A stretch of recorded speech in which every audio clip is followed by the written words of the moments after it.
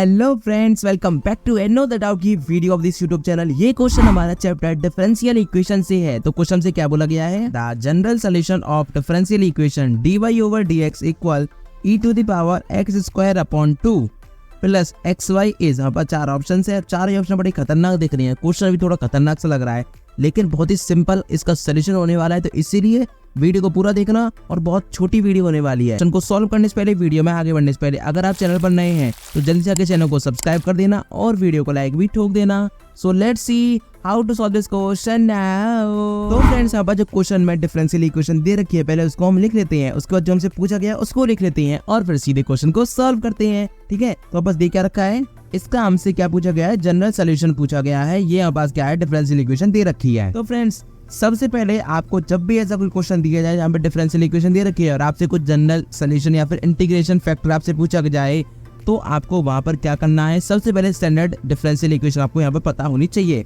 तो हम उसको लिख लेते हैं भैया। वी नो, हमें भैया एक बात पता है, क्या भैया, स्टैंडर्ड शॉर्ट में लिख देता हूँ, डिफरेंशियल को भी शॉर्ट में लिख देता हूँ और इक्वेशन को भी शॉर्ट में लिख देता हूँ। ठीक है, ये बस होती क्या है, ये होती है मेरे पास में dy/dx plus py is equals to q।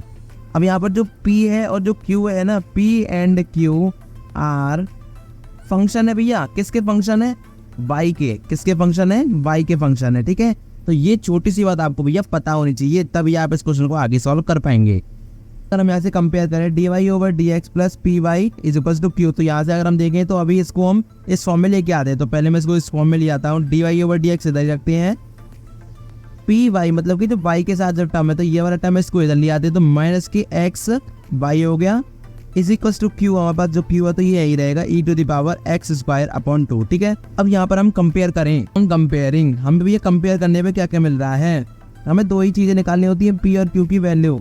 तो p मेरे पास हो गया माइनस x और जो q है वो हो गया मेरे पास में e to the power x square upon 2। आपको ध्यान रखना है, देखिए प्लस का है पी वाई, तो y को आपको प्लस के साथ रखना है, जो भी है p में है ना वो साइन उसके अंदर आएगा, तो इसलिए मैंने माइनस x लिया है p की वैल्यू। ठीक है, यहाँ पर आपको तो कंफ्यूजन नहीं रखना है। तो पहला स्टेप हम क्या करते हैं, हम निकालते हैं IF भैया क्या होता है, इंटीग्रेटिव फैक्टर।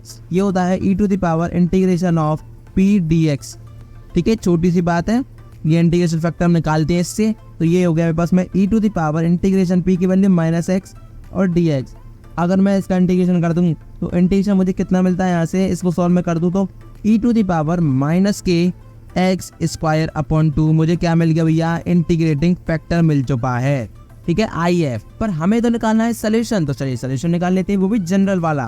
तो जनरल सोल्यूशन के लिए आपको पता होना चाहिए पहले तो जनरल सोल्यूशन होता कैसे है।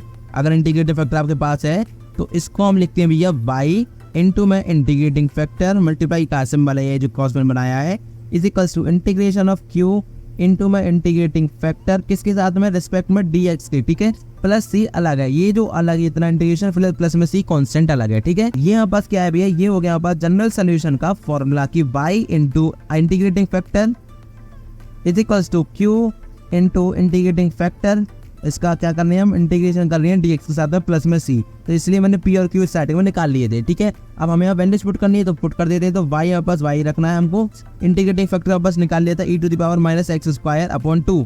तो ये हो गया मेरे पास में e to the power minus X square upon 2 is equals to integration q की वैल्यू पास कितनी है, e to the power x square upon 2 e to the power x square upon 2 e to the power minus के x square upon 2 dx और plus में c अलग है। ठीक है, मैंने यहाँ पर थोड़ा यहाँ पे स्पेस का कंस्टेंट है, इसलिए मैंने यहीं पे e की लाइन में लिख दिया। ठीक है, मैंने बस आपको ध्यान रखना है, यहाँ पर माइनस एक्स स्क्वायर अपॉन 2 और यहाँ पर एक्स स्क्वायर अपॉन 2 है, माइनस एक्स स्क्वायर अपॉन 2 है।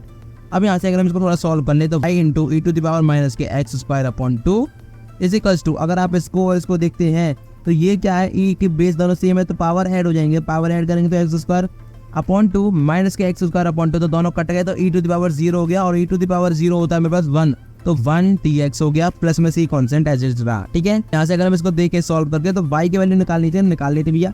अगर आपको पता है इंटीग्रेशन सिंपल dx से कर दे तो वो x होगा, प्लस में जो कांस्टेंट है वो c रहा ही, और यहाँ पे मल्टीप्लाई हो जाएगा किसका, e to the power x square upon 2 का।